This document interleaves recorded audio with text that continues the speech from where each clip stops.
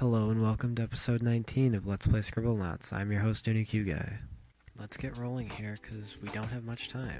I have to make a phoenix, so it'll grab the starite, so not be next to the mines when they explode, because they're going to. So the phoenix just has to turn around, which there will be some editing, and there it is. Okay, we don't need him anymore. So we're going to make some plasma to melt the ice and take out the first mine, or not. And then we're going to put a sea mine in between all these and drop something interesting on it. Yogurt. Kablam. And I skillfully sit in the perfect spot where the starite will fall once I put a chain on it and make the chain weigh the starite down. Okay, there we go. That one surprised even me. And we have our Pac-Man reference, which I'm going to throw a priest, a rabbi, and a monk into the cages with the ghosts and see what happens. Yeah, apparently the ghosts kind of care because they don't pay attention to me, but not enough to actually kill them. So, waka waka waka waka waka waka waka waka waka waka waka waka waka waka waka waka. Okay, the end. Alright. This one was just messy and complicated, and it was not fun to do.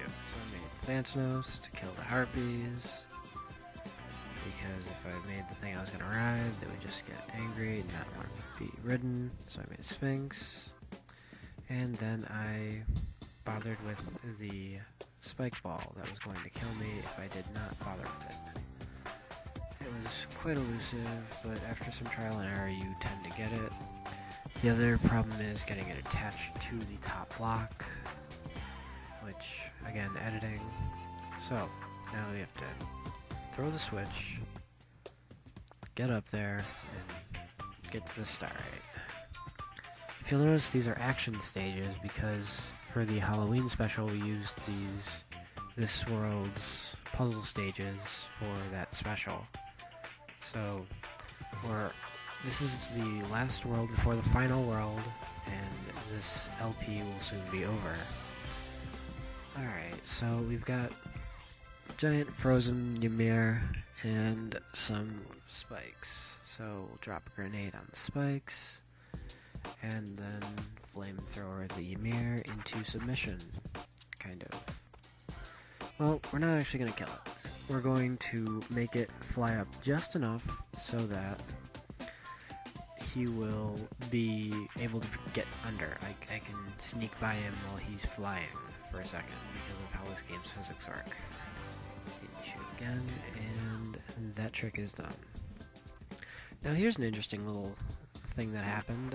If you drop a springboard onto Maxwell, he will bounce up as well, and the springboard will bounce the starite into you. Another fun fact, priests don't die. Yeah, like, they don't. You cannot kill one, that I've found. So, I needed something to take care of the spike. A scythe is a cool weapon, and I intended on giving it to the priest. However, the ghost hunter kind of got it and started attacking him. But, thank goodness for Excalibur. Seems like a proper weapon for a priest. So he takes care of everything, and even when I drop him in lava, he doesn't die. It's kind of nifty. So, I'm running short on time, so I made an ice sheet, or ice shelf ended up being what it was called, to take care of that, and the fastest flying creature in this game is the pterodon. I did have to take care of these, otherwise they would kill me, but so we took care of everything, and got to the starite, and he's still dying slowly. Okay. Alright. Now we have to deal with some mummies. These guys are fairly easy, and there's something I always wondered about in the horror movies. Why didn't anyone just start it on fire? because they're all full of these ancient bandages that would go up into flames really easy. So I took that to heart and just flambéed all of these guys with a fire vent. And it was just a little closer. The funny thing was, I put it on the gravestone we saw to the right, and when I got back, there was a monster. So you'll see that in a second, but you just use a crate to get up here, and a jackhammer to get into the ground. Alright. And Maxwell was glitching out especially hard today, because he didn't want to do anything at this moment while I'm clicking furiously on the statue and the ground. I really I honestly hope they make a sequel, but I really hope they work harder on the character physics and making him work properly before they add any more things to the engine. Alright, so we just have to get down in there, so we'll make a lasso because we haven't seen one of those in a while, and use it.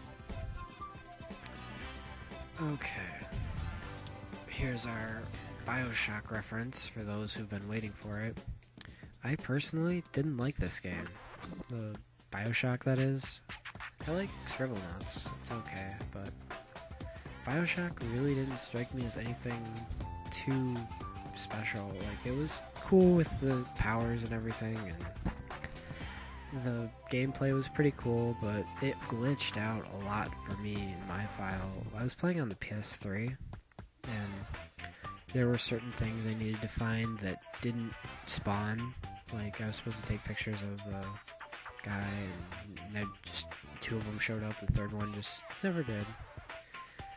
And there was a whole bunch of other scenarios like that where I was supposed to find things that just weren't spawning. So I have kind of a hard time when people say it's such a great game, because I didn't think so. I don't know. But yeah, we have to save our little sister and steal its precious, precious juices. Okay, so we have a Shoggoth and a whole bunch of doppelgangers. So let's make it dragon, or wyvern, or whatever recolor you want to call it. And he will kill all of our nemesis. Just one more, and put him up there so we can get to the switch. And ta-da!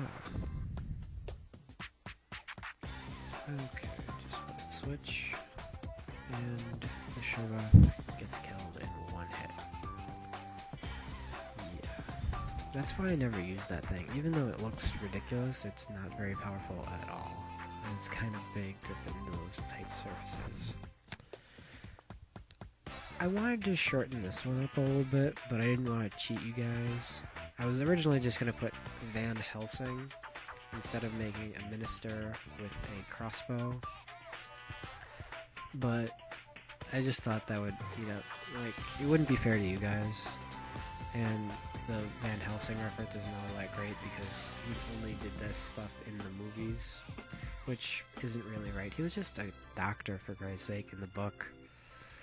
People are making him out to be something that he really wasn't at all. So he's gonna take care of all these things. And I'm gonna throw him into the lava because I just think it's hilarious how priests don't die, or ministers, or any holy men of the Catholic Church. Okay, so we have a few extra switches to flip. That will be the drawbridge, and here, and I have to make a trampoline or something so I can get up there. And bouncing just didn't want to work correctly, but oh well. And just one more switch and we can be out of this wretched place. Okay. Get over there. Now, we have an interesting thing which I thought I had used, but apparently not because it's a different sprite that I'm used to, which is the Rafflecopter. So let's create one, and yeah. I couldn't find anything else that uses this sprite aside from that, so it was kind of interesting because it's so small and useful. And it takes corners just like that, and it's really fast and works well. I'm surprised I never actually made one. And here I intended to use a jet, but because this is World 9, Stage 11, and we have our terrorist slash pyromaniac who's got all these bombs and weapons, but the jet just wasn't fast enough to get against that air vent, so I had to use another rafflecopter with the E. And I'm sorry to cut my commentary short, but this has been episode 19 of Let's Play Scribblenauts, and I'm your host, Cute Guy.